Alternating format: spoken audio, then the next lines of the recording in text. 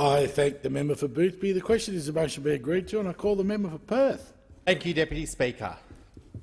12, 11, 10, 9. Ignition sequence start.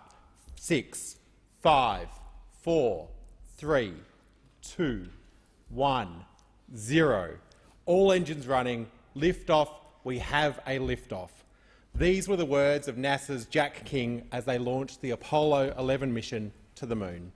Space has always fascinated me, from having the constellation glow in the dark on my bedroom wall, to building model rockets, to being a proud member of the CSIRO's Double Helix Club, to the first time I saw the Apollo 11 re-entry module at the Smithsonian.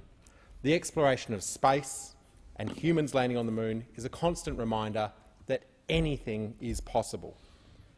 Neil Armstrong summarised his worldview about what space exploration truly means with this quote: "After all, the Earth itself is a spacecraft. It's an odd kind of spacecraft since it carries the crew on the outside instead of the inside."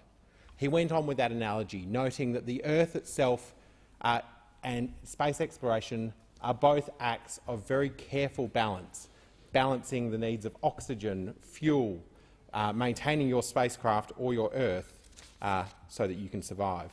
He said, if you're going to run a spaceship, you've got to be pretty cautious about how you use your resources, how you use your crew, and how you treat your spacecraft. The enlightenment of space travel is to enrich our life here on Earth. And while we talk about the space exploration of space as a science, it's also an art.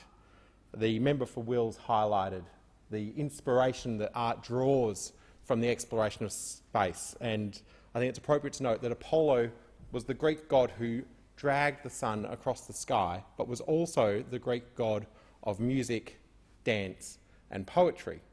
Funding space exploration is not just about science, it is about art and bringing art and science together.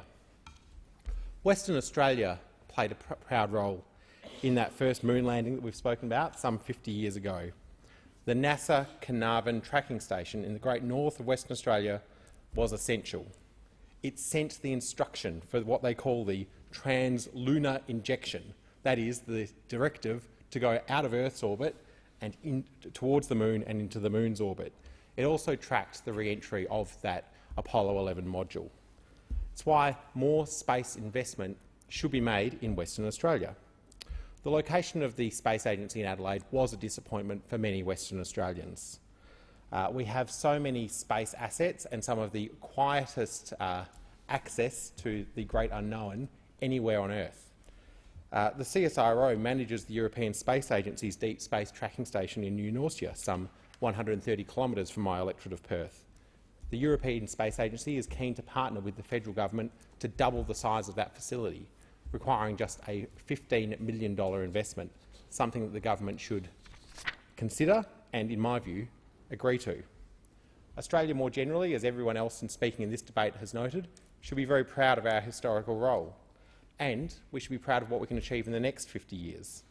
The Australian Civil Space Strategy rightly notes, quote, "Australia is a world leader in remote asset management in industries including mining, oil, gas, transport, agriculture and fisheries. Many of those remote activities and technologies have been developed in my electorate of Perth, including by some of the biggest names in the mining industry, Rio, Fortescue and BHP. But I was disappointed in reading the Civil Space Strategy that it was a bit Canberra-centric. It mentioned Questacon. It didn't mention any of the great science education facilities across our country.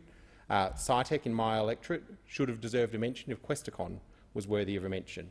Equally, the Space Strategy notes that we need moonshot projects to inspire that next generation of young people who might be inspired to study in science, technology, engineering or mathematics, and also to find those new discoveries.